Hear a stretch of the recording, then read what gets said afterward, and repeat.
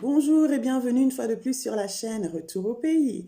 Je suis Divine Ertley et ici je vous parle de la diaspora africaine qui souhaiterait rentrer en Afrique pour construire l'Afrique. Alors, parce que je ne peux pas dire reconstruire, hein, je veux dire c'est pour construire l'Afrique. Alors, dans un premier temps, je vais vous demander de vous abonner, je vais vous demander d'aimer. De ne pas aimer, si vous n'avez pas aimé, je vous prie de me dire pourquoi dans les commentaires. De partager, c'est important de partager, parce que c'est comme ça qu'on se fait connaître, c'est comme ça qu'on passe l'amour, c'est comme ça qu'on passe le message et que voilà, qu'on répand le message. Ensuite, je vous demanderai de lire cette petite rédaction que j'ai faite sur la barre. Le lien est dans la barre de description. C'est une petite rédaction que j'ai écrite pour partager ce que j'ai traversé, l'expérience que j'ai eue durant ma quête d'identité, parce que ça m'a aidé et j'ai essayé d'écrire quelque chose pour vous faire comprendre que c'est pas facile. Et ça n'a pas pris 2-3 jours, ça a pris du temps. Voilà, c'est pas très long, mais c'est l'expérience, voilà. Et je vous demanderai d'aller sur Facebook de temps en temps pour commenter et puis regarder le feed et puis voilà. Et passer du temps avec nous. Voilà, dans un premier temps. Alors, je viens vous parler d'un thème qui sera appelé Afrique prospère. Et le thème, il est divisé en 3 parties. Donc, aujourd'hui, ce sera la première partie. Donc, cette première partie sera intitulée Fortifie-toi. La deuxième partie, ce sera le recyclage. Et la troisième partie, ce sera l'Afrique, l'ordre et le désordre. Voilà. Et en fait, dans cette première partie, ce que vous allez me trouver un peu rébarbative, hein, mais ce que je veux vous faire passer, même si je vous l'ai déjà dit, comme message, c'est que soyez fortifiés. Il faut que vous soyez fortifiés parce que la tâche que vous vous apprêtez à accomplir ne sera pas de tout repos. Ce ne sera pas facile, mais je vous assure que vous allez en baver. Vous allez souffrir, vous allez être découragé. Mais ce que je veux vous garantir, c'est que à la fin, vous serez le seul victorieux. Quand je dis seul victorieux, c'est que vous serez fier de vous. Vous serez fier d'avoir fait partie de quelque chose de grand. Vous serez fier de vous être engagé. Vous vous demanderez même pourquoi vous avez hésité. Donc, dans la mission pour laquelle tu t'engages, tout ce que tu demanderas te sera donné. Parce que tu sers le peuple. Parce que servir le peuple, c'est servir une cause qui est plus grande que soi. Servir l'autre, c'est grandir, c'est s'enrichir.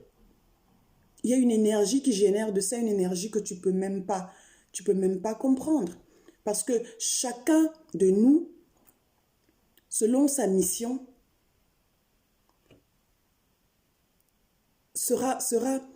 aura quoi faire. On ne manquera pas de quoi faire. Parce que, par exemple, quand tu as un business quelconque, et que tu sers le peuple à travers ton business, tu ne manqueras jamais de quoi faire parce que ton prochain a toujours besoin de quelque chose. Il y aura toujours besoin de quoi que ce soit pour faire grandir ce business. Si par exemple, on prend rien qu'un exemple tout simple, le business de la téléphonie. Voilà un monsieur qui vend des portables, par exemple. Ils vendent des portables, ils se rendent compte, bon, ils les vendent bien. Il y a les gens qui viennent demander s'ils peuvent protéger leur téléphone, il va ajouter des accessoires. Ils vont demander si, voilà, s'ils peuvent remplacer leur téléphone. Déjà, là, il a seconde main. Ensuite, ils vont venir lui demander, voilà, la vitre est cassée. Là, maintenant, il va commencer à faire des pièces détachées. Ensuite, ce ne sera plus ça. Bon, j'ai cassé mon téléphone. Bon, il est mort, il a 3 ans. Je vais le remplacer. le monsieur se met à faire du recyclage. Vous voyez? Il lui vend un autre téléphone et puis l'autre, il le recycle, il récupère tout ce qu'il y a de bon, tout ce qu'il y a de mauvais, et puis il récupère la ferraille et tout ce qu'il faut. Vous voyez? Pour refabriquer d'autres choses avec les mêmes bases, les mêmes matériaux. Donc, c'est ce que je veux vous dire. La société aura tellement de besoins. Dans ton domaine de prédilection, tu seras fructueux. Tu ne manqueras pas de quoi faire.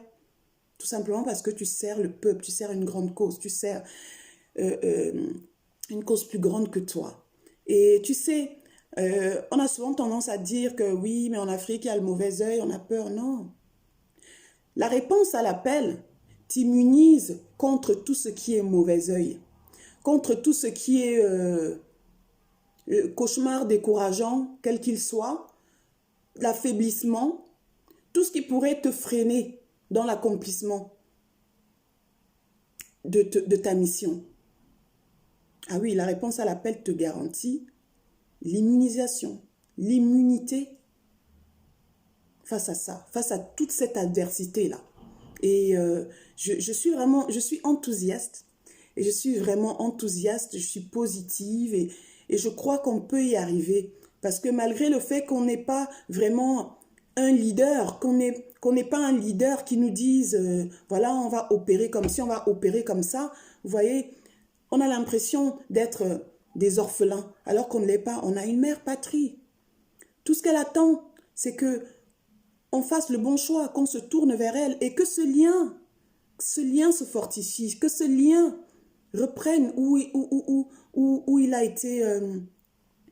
été abandonné, que ce lien s'attache encore plus, parce qu'elle a des choses à donner, elle a des choses à offrir, elle a des choses pour renforcer ce lien d'hérédité entre nous et l'Afrique, pour qu'elle puisse s'épanouir. Ah oui, elle veut faire de toi aujourd'hui, elle veut faire de toi son élu. On prend par exemple l'exemple du fils prodigue. On va prendre l'exemple du fils prodigue, voilà. L'exemple du fils prodigue. Le fils prodigue dit à son père, voilà, donne-moi ma part d'héritage.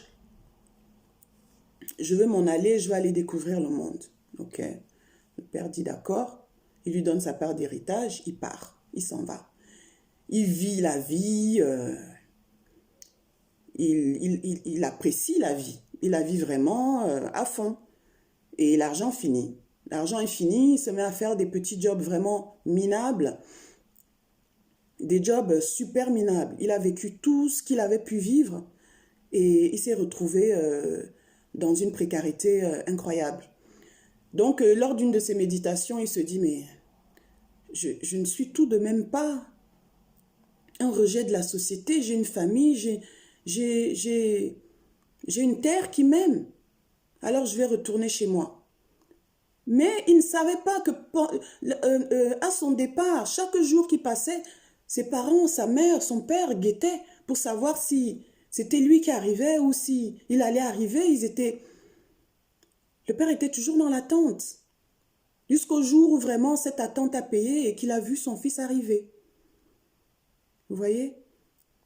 Et il a fait une fête pour son fils, il était heureux. Son grand frère, n'était pas content. Parce qu'il se disait, tu lui fais une fête, mais moi je suis resté là, tu ne m'as jamais fait de fête. Mais c'est normal. Ceux qui sont restés, ils ont tous les privilèges d'apprécier la terre, la mère patrie. Ils ont tous les privilèges et tout ce qu'ils ont à faire, c'est l'entretenir. Mais ceux qui sont partis, ils ont vu de loin, ils ont pris du recul, ils ont vu ce qu'ils ont laissé et ils se sont rendus compte de la richesse qu'ils vont retrouver en rentrant et de comment ils vont la traiter, de comment ils vont la chérir en fait. Et c'est ça. Le parent lui a donné sa bénédiction. La bénédiction était quoi? C'était que partout où il ira, il aura la santé. Tu auras la santé. Mais ta prospérité dépend de toi et dépend des choix que tu fais. Quel est le choix que tu vas faire aujourd'hui? Quel choix tu vas faire? En fonction des choix, tu as le résultat qui va avec. Mais La mère patrie te donne la bénédiction. Elle te dit, tu es mon enfant, va, mais reviens. Tu auras la santé. Parce que quand on fait des enfants, on s'attend à ce que, partout où ils iront, que quelqu'un ait pitié d'eux s'il est dans des difficultés. Ils souhaitent que leurs enfants réussissent et qu'ils fassent les bons choix. Parce que ce sont les bons choix qui te permettent de réussir. La réussite est relative. Réussir ne veut pas dire avoir beaucoup d'argent. Réussir ne veut pas dire être pauvre non plus. Mais réussir, c'est braver toutes ces épreuves de la vie. Être épanoui, être fier de qui on est, respecter l'autre, aimer l'autre. Parce que quand on parle d'amour, on a tendance à croire qu'il faut aimer les gens malgré tout ce qu'ils font. Ce qu'on aime en fait, quand par exemple quelqu'un vous fait du mal, quand par exemple quelqu'un vous fait du mal et que vous savez bien que la personne ne voulait pas vraiment vous blesser, bon, qu'elle a d'autres qualités, mais qu'elle a quand même fait cette chose-là, ce que vous n'appréciez pas, c'est la chose, c'est l'acte. Mais la personne en elle-même, vous l'appréciez. Mais lorsqu'un acte devient récurrent, vous vous demandez si la relation vaut la peine d'être vécue. Et si vous vous éloignez, ça ne veut pas dire que vous n'aimez pas la personne. Ça veut tout simplement dire que vous ne voulez pas souffrir. Parce que la personne pose cet acte a posé cet acte à plusieurs reprises. Voilà, ça c'était une parenthèse. Donc, ce que je voulais surtout notifier par rapport à l'enfant prodigue, c'est que l'Afrique nous attend à bras ouverts. Elle sait qu'on est parti, elle attend qu'on revienne. Et c'est sur nous que repose son épanouissement, son bien-être, son développement. Vous savez, nous sommes la gloire de l'Afrique. Nous sommes la gloire de l'Afrique. Et son économie se fortifiera. Oui. Et notre jeunesse prendra confiance en elle. Oui. Elle aura confiance en elle. Et la terre africaine sera saine. Pourquoi? Parce que on a besoin de laisser ça à notre progéniture.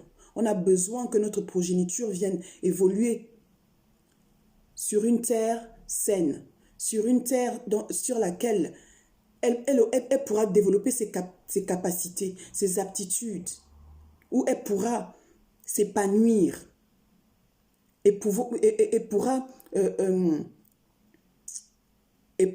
faire, concevoir et créer, exécuter une nouvelle Afrique selon selon son temps. Je parle de la progéniture. Selon son temps, selon l'évolution, selon les mentalités, selon les cultures. Notre progéniture est une progéniture massivement intelligente. Mais on doit les exposer à leurs origines afin qu'elles s'épanouissent. On doit leur laisser une terre sur laquelle ils seront à même